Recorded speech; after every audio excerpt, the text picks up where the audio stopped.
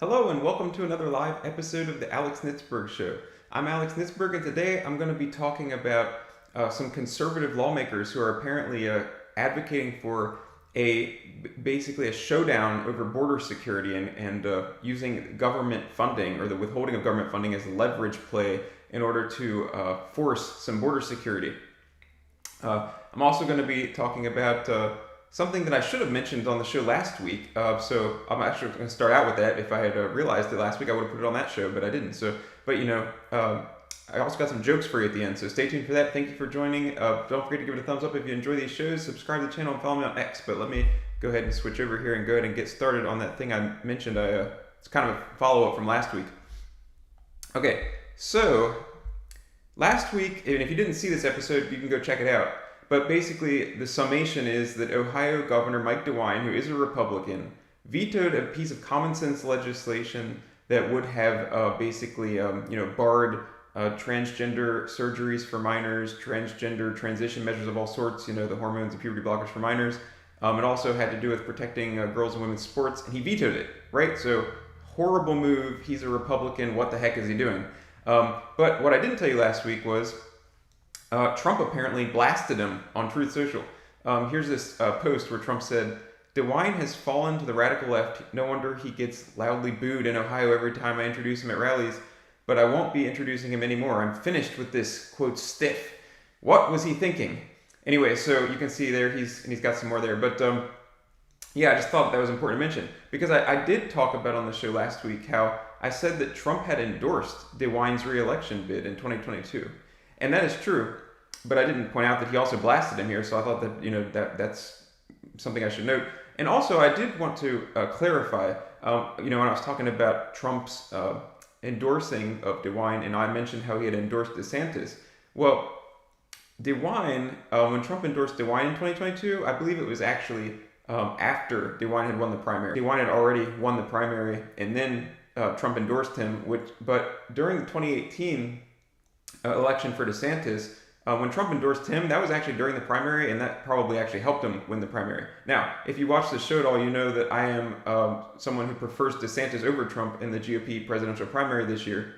But I want to be fair and stuff. So my point about all that is, I do think that endorsing someone in a primary is probably, for Trump, for a Republican, is probably more important than the general election. Because obviously, if you have a binary choice between a Republican and a Democrat in a general election, most conservatives are just going to vote for the Republican. But when Trump endorsed DeSantis in 2018, that was during a primary. That was probably more important than the bad endorsement of endorsing DeWine during the re-election in 2022. I mean, it's still not a great move. I mean, because obviously look what happened with DeWine. But just thought I would mention that. I do think Trump actually endorsed DeWine in 2018 as well. But I think that might have also been after the primary. So I think both times Trump endorsed DeWine in 2018, 2022, I think both of those times were after the primary. So anyway, all right, so that's that. I just wanted to follow up with that because I didn't mention this Trump truth post last week. Hey, Perseverance777, I saw you said hello, Alex. Hello to you. Thank you for joining me. All right, so that was just cleaning up from last week, but now I've got new information for you guys. First of all, the U.S. national debt is over $34 trillion. I'm hitting a refresh button here. So there's that. It just keeps going up and up and up. And along those lines, the thrust of what I'm going to be talking about today is this potential border security showdown over government funding. Now, Representative Chip Roy of Texas, a conservative Republican who, if you've also been watching my show lately, will know has been under attack by Trump. Trump has referred to him as a rhino. But anyway, he is a conservative. He's not a rhino. He has basically been pressing for his Republican House colleagues to have a showdown, to draw a line in the sand and say, we're not going to fund the government, most of the government. Basically, we're gonna withhold most government funding unless we actually get border security. And I wrote an article about it at the Blaze this week, but here is his letter. And I'm going to read you from some of it. He said, I'm obliged to inform you of my duty to refuse to fund or otherwise empower the United States government or any foreign government it is supporting unless and until it fulfills its constitutional obligation to defend our borders from invasion as required in our Republican form of government and make the people of Texas whole for its breach of duty. Here's another section of his letter. He's calling for Republicans to use the power of the purse. And he says down here, this means we must make funding for federal government operations contingent on the president signing H.R. 2 or its functional equivalent into law and stopping the flow across our border with demonstrable near zero results. I mean, if you've been paying attention, you know the border is being just inundated with migrants and stuff. And one of the things he points out in the letter I want to mention here, he doesn't call for total government shutdown because he says, you know, there's going to be the inevitable the uproar over, oh my gosh, a government shutdown. Now, you and I might not be afraid of a government shutdown, but people, you know, get scared by that idea. And so he says he says here, to be certain, use of our constitutional authority to withhold funds to force adherence to the law comes with cries of government shutdown and concerns we will fail to sustain key priorities, such as funding for troops and Border Patrol agents themselves. So he's saying he says to quell those concerns, he said they could fund, you know, those targeted things while overall withholding much of the money from what I would call the federal leviathan, the monstrosity that just consumes money. So he's saying here, these claims can be dismissed if we pass legislation to fund those very basic responsibilities, including ensuring Border Patrol agents receive full salary benefits and overtime pay, while withholding funding for the vast majority of the federal government until it performs its basic duty to defend the borders of a supposedly sovereign nation. But it's not just Chip Roy, because he also has some support here from, Mike Lee is pushing the same thing. He said, I will not vote, this is the Senator, Mike Lee, from Utah, Republican. He said, I will not vote to fund the government until our border is secure. And he said, you know, ask your senators and representatives to make the same commitment. So he's taking that stand. There are a number of Republicans who have this attitude. Here's another one from Mike Lee. He said, if enough Republicans in either the House or the Senate agreed to condition government funding on border security, we could turn this thing around. Biden has legal authority to stop this barbaric flood of illegal immigration and human trafficking. He just refuses to wield it. Here's one more from Mike Lee. He said, secure the border or shut down the government. At POTUS, meaning President of the United States, it's time to make your choice. So there's this idea of conservatives making this ultimatum, you know, secure the border or we're not funding the government. Now, are there enough conservatives who are willing to fight and aren't just going to give up and say, oh, we have to fund the government, we have to fund the government? Probably not. I mean, most of the time, when there's an opportunity to use leverage to fight on something like this, there's not that many really conservative Republicans. There's a lot of Republicans, but there's not enough that are actually going to fight for conservative principles. So we'll see. Maybe there will be enough to actually fight on this, but we'll see what happens. But here's Representative Andy Biggs, and he's retweeting Bill Melugin from Fox News. You can see here, Bill Melugin said, our photographer in Lukeville, Arizona, witnessed masses of illegal immigrants pouring into the U.S. through a breach in the border wall cut by smugglers. He said, so you can see this video here.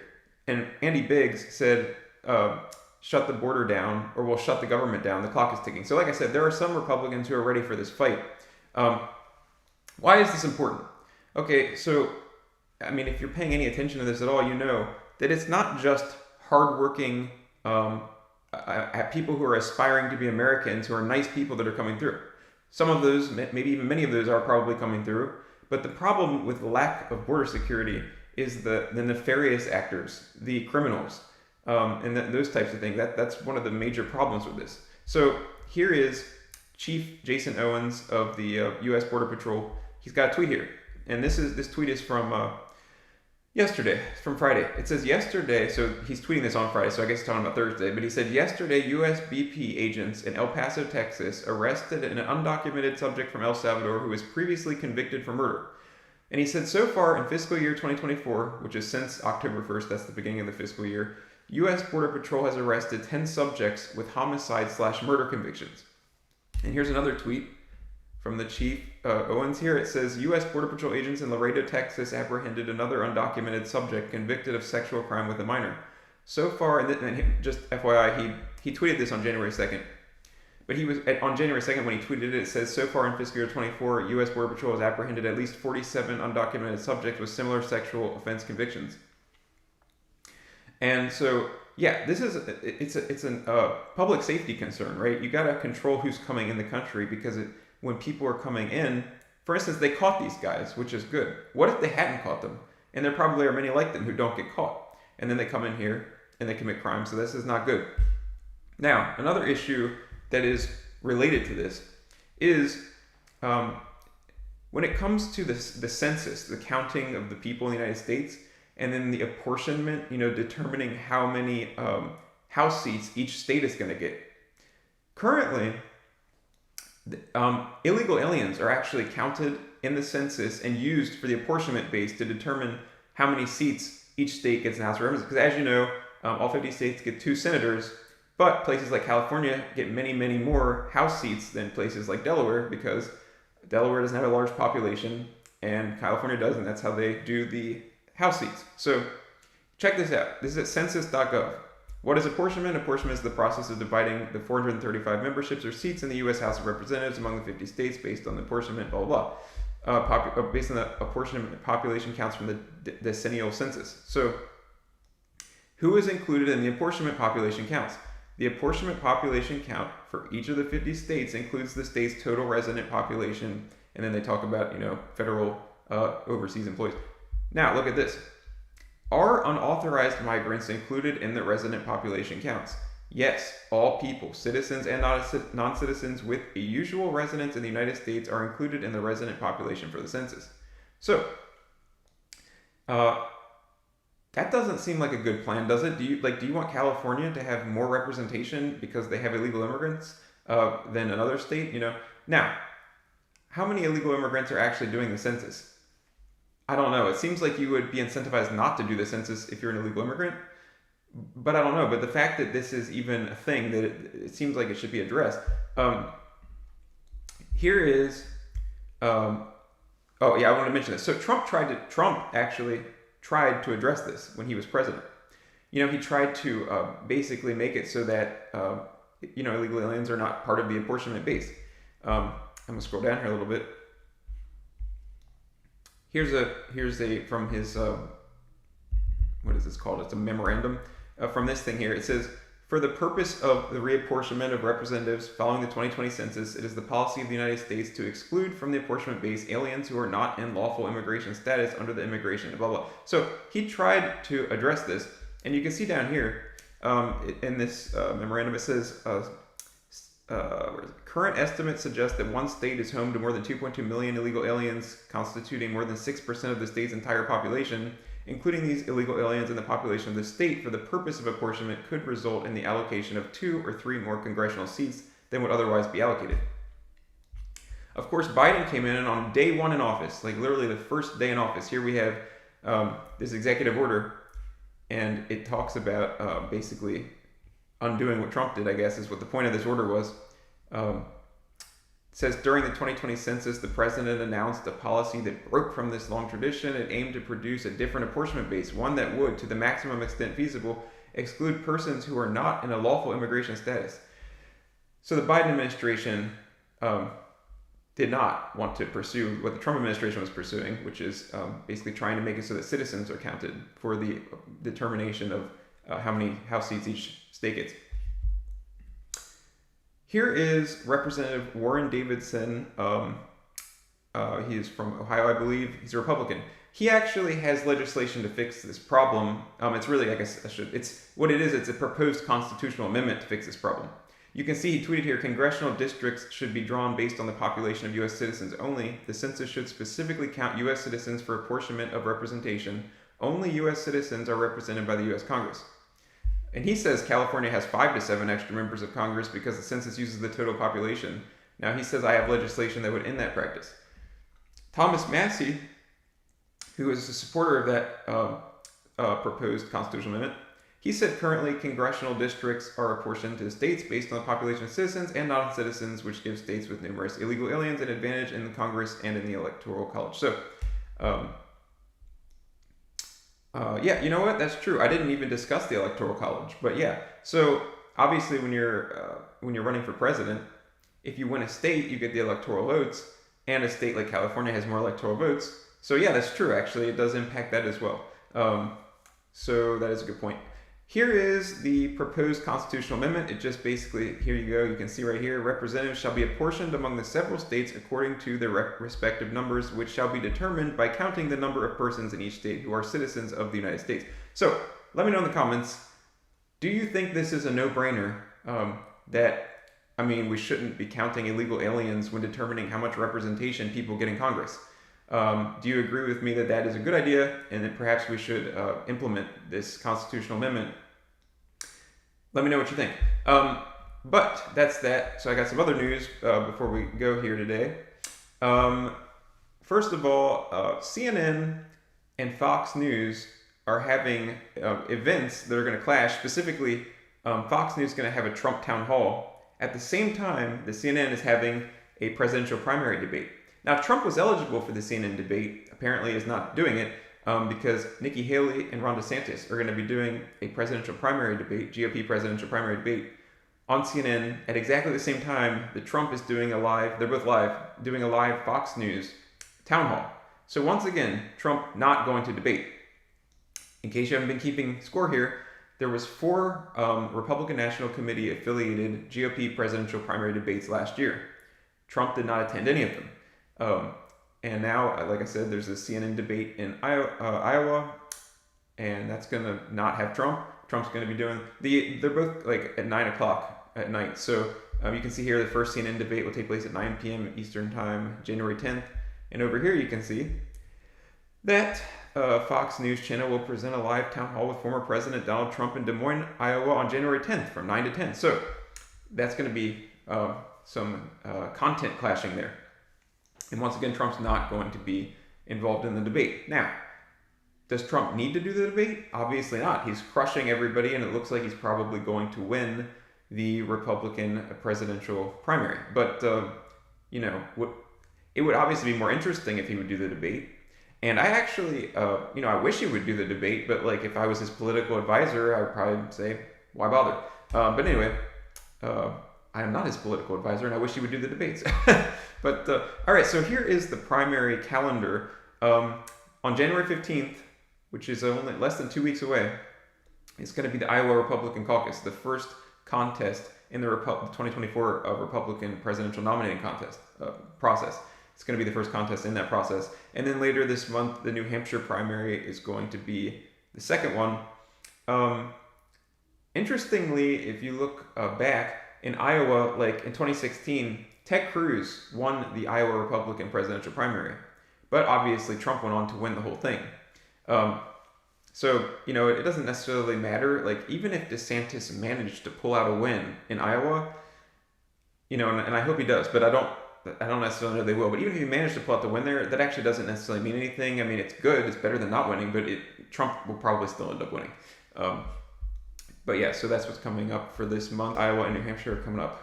And I think that after Iowa and New Hampshire, like if Trump wins Iowa and if he wins Iowa and New Hampshire, then I would say game over. That's pretty much it.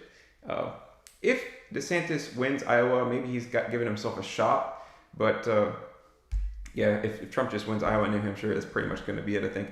Okay, I'm also just going to mention here, Steve Scalise, the House Majority Leader, has endorsed Donald Trump for president. Tom Cotton has endorsed Donald Trump for president. A lot of people are endorsing Trump for president. And obviously, a lot of people like Trump. And also, if you're a politician, it's probably more advantageous to you politically to endorse the guy who's probably going to win than to endorse someone like DeSantis, who, while more conservative, is probably going to lose. Now, I don't know what Tom Cotton and Steve Scalise think inside of them. I don't know if this is a heartfelt endorsement based on their beliefs or if it is just a political calculation. I have no idea. But I'm just saying in general, like not about them specifically, because I don't know what their motivation is or what any particular person's motivation is. But obviously, if you're a politician, it's probably more advantageous for you to endorse the guy who's going to win than the guy who's probably not going to win, who's this super underdog and probably not going to win. So, okay, and then just some jokes here before we go. This is kind of funny.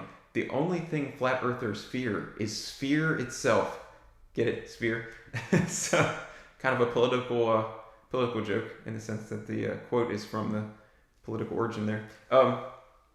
And another little joke here. I like Chuck Norris jokes. This is kind of funny. Look, what Chuck Norris ate as a baby? Gerber ghost peppers. So if you're not familiar with Chuck Norris jokes, another one that I really like is Chuck Norris doesn't read books. He stares them down until he gets the information that he wants.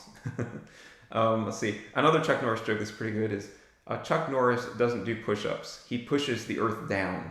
So Yeah, if you haven't heard of Chuck Norris jokes, look them up. They're pretty funny. There's a lot of funny ones. So I think that was it. What is this?